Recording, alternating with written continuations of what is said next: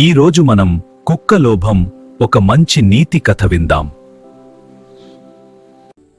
ఒక చిన్న గ్రామంలో ఒక కుక్క ఉండేది.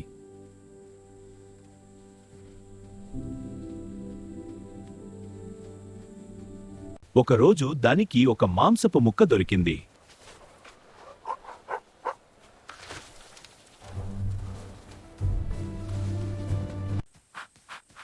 ఇది చాలా రుచిగా ఉంటుంది.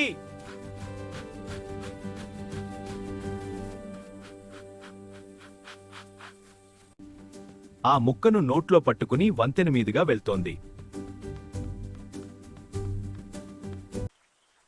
ఆ ముక్క కూడా నాకు కావాలి.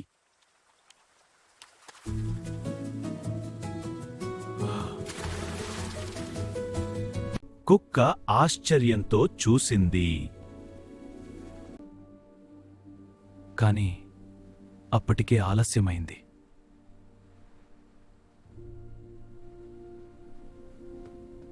ఈ కథ మనకు నేర్పేది లోభం నష్టానికి దారితీస్తుంది.